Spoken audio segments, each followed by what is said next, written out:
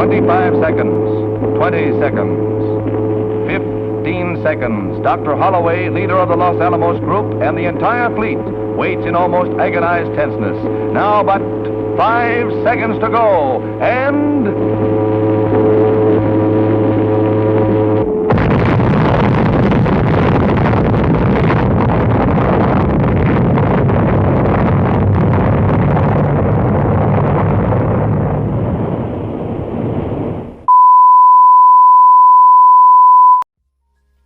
Semuanya, saya Maria Pasupunama dari Universitas Udayana, NIM saya 19055310006. Di sini saya akan membahas tentang apa itu uranium.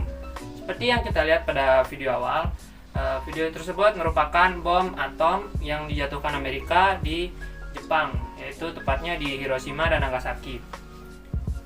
Dua bom tersebut yaitu Little Boy dan Fat Man yang berhulu ledak uranium.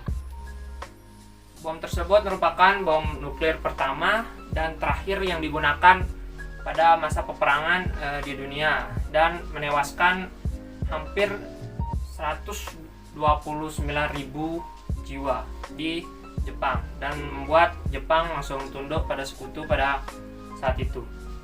Kembali ke topik awal. Apa itu uranium dan siapa penemunya?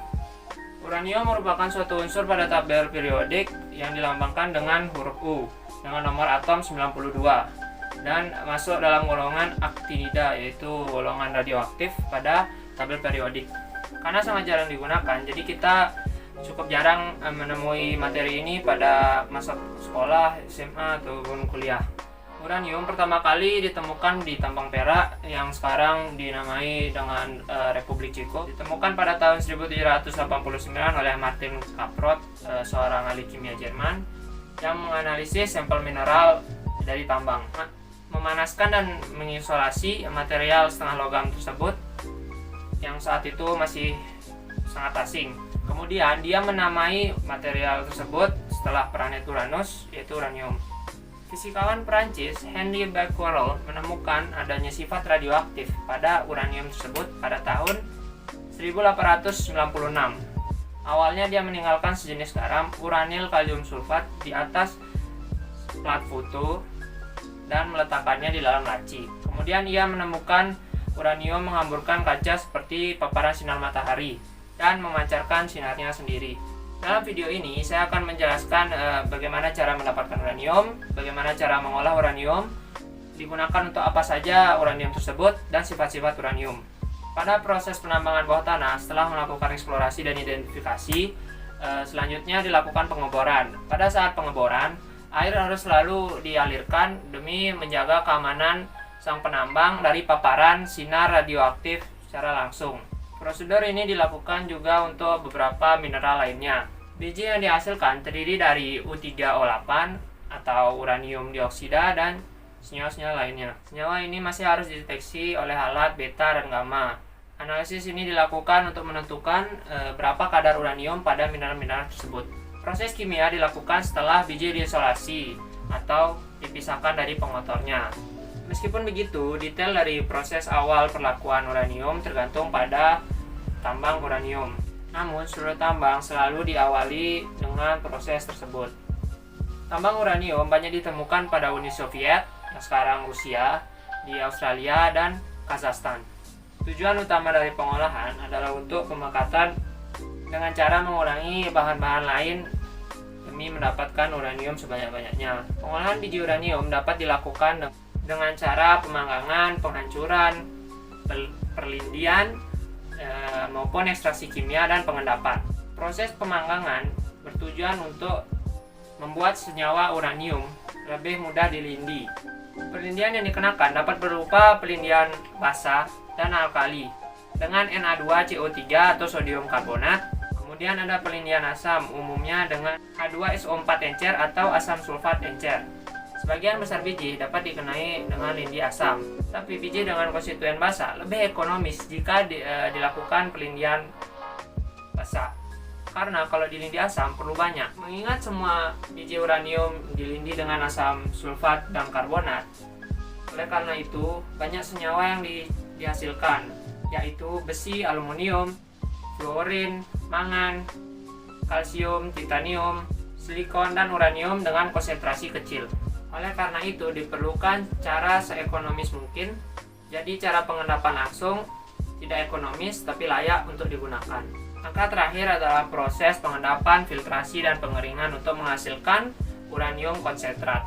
Karena umumnya proses ekstraksi hanya menghasilkan uranium yang encer. Biasanya uranium mengendap dengan impuritas atau pengotor tanpa dimurnikan lagi. Tapi sering juga dilakukan pengendapan selektif dengan pengaturan pH. Jadi tujuan proses pengendapan untuk menghasilkan konsentrat padat atau sering disebut dengan yellow cake, dan siap untuk dimurnikan disesuaikan dengan kebutuhan dari si pengguna uranium tersebut, seperti untuk bahan bakar nuklir atau yang lain. Kemudian digunakan untuk apa saja uranium tersebut? Yang pertama merupakan pemberat dalam rangka kapal. Dengan nomor atom 92, uranium merupakan senyawa alami terberat yang dapat kita jumpai di alam. Hal tersebut kemudian dijadikan oleh para pembuat kapal sebagai bahan tambahan pada rangka kapal tersebut. Karena uranium dapat menghemat ruang pada bagian rangka-rangka kapal. Jadi, para pembuat kapal menggunakan uranium bekas atau yang memiliki sifat radioaktif yang kecil sebagai membantu untuk bagian rangka kapal. Yang kedua yaitu girokompas dan alat pengontrol pada pesawat luar angkasa. Girokompas dan alat pengontrol uranium dapat digunakan sebagai girokompas dan alat pengontrol pada pesawat luar angkasa. Uranium yang digunakan pada girokompas dan alat pengontrol untuk pesawat luar angkasa memiliki kadar radioaktif yang sangat kecil. Yang ketiga, untuk menentukan usia fosil bebatuan dan tanah. Untuk meneliti fosil berumur 65 juta tahun ke atas, para peneliti biasanya mengukur kandungan uranium pada tanah-tanah sekitar fosil tersebut. Yang keempat, yaitu untuk mewarnai gelas-gelas. Sebelum manusia mengetahui uranium sebagai sumber energi, sebagian besar orang menggunakan uranium hanya berkisar pada warna. Karena jika ditambahkan pada kaca, uranium dapat menghasilkan warna kuning dan bintik-bintik. Yang keempat, yaitu sebagai sumber energi reaktor nuklir. Reaktor nuklir yang pertama kali membangkitkan listrik adalah pembangkit percobaan EBR-1 pada tanggal 20 Desember 1951 di Amerika Serikat. Dan pada tanggal 27 Juni 1954, PLTN pertama dioperasikan di Uni Soviet. Dan PLTN berskala komersil pertama kali dilakukan di Inggris pada tanggal 17 Oktober 1956. Reaktor nuklir juga digunakan pada bahan bakar kapal selam. Kapal selam tidak perlu muncul ke permukaan untuk mengambil udara. Dan reaktor tersebut dapat bertahan selama 3 tahun masa pemakaian. Kemudian, sifat-sifat uranium. Apa saja sifat-sifat uranium? Yang pertama itu sifat mekanik. Kecepatan suara batang ringan sebuah uranium yaitu 3155 meter per second pada suhu 20 derajat Celcius. Kemudian ekspansi kalornya yaitu 13,9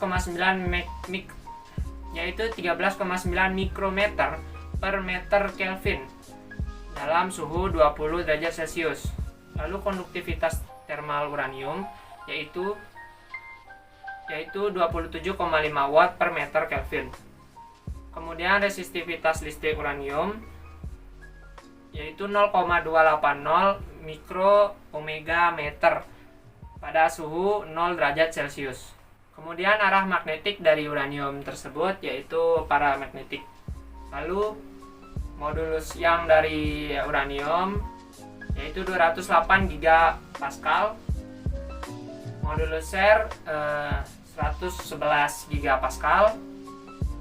Modulus bulk 100 gigapascal. Dan rasio Poissonnya 0,23. Kemudian sifat fisika.